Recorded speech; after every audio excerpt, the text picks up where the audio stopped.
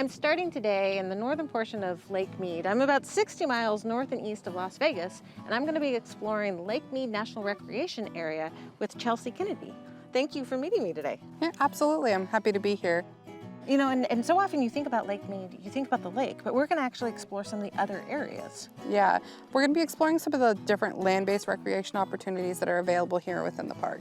You know, and we say we're not going to go out onto the water, but I'm hearing water right now. You are. So there's a little bit of a waterfall here at Rogers Springs, and that's because it's a naturally occurring hot spring that falls into two different pools. So anytime you find water in the desert, it's usually a pretty good resource. So I'm guessing people have been stopping here for a long time. They have been. The people of St. Thomas originally used this area to feed their crops, and they used a whole water system to bring the water all the way down there.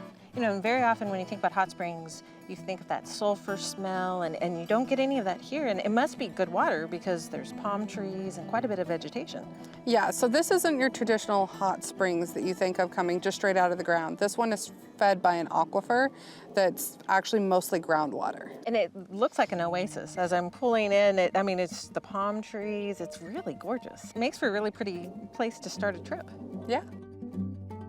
In the early 1900s, workers built a waterway to relocate Rogers Spring and nearby Blue Point Spring to farms near St. Thomas.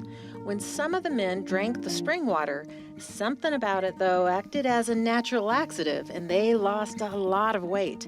After that, they called that waterway Slim Creek.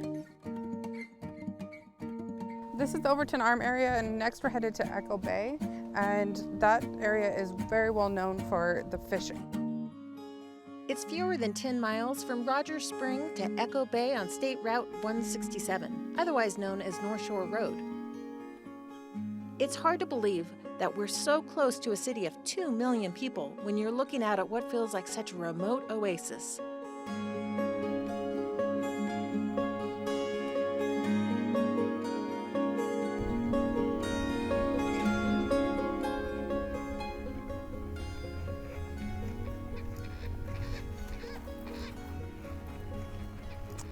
So we're here at Echo Bay. As you can see and hear, this is a great area for birding, and it's very well known for the fishing as well. Doesn't matter what you do as long as you enjoy the view, because it's really pretty. And I love the soundscape out here as well. You can just hear those guys. They're so happy. They are. All those birds. I believe most of these out here that we're gonna see are coots.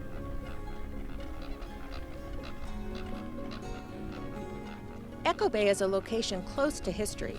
Back when this was the Virgin River, John Wesley Powell's geographic expedition of 1869 began in Wyoming Territory and traveled through what is now Colorado, Utah, and Arizona before coming to an end south of here, at the confluence of the Virgin and Colorado rivers. As I look out over this landscape, I wonder what it was like here back then, before Hoover Dam created Echo Bay.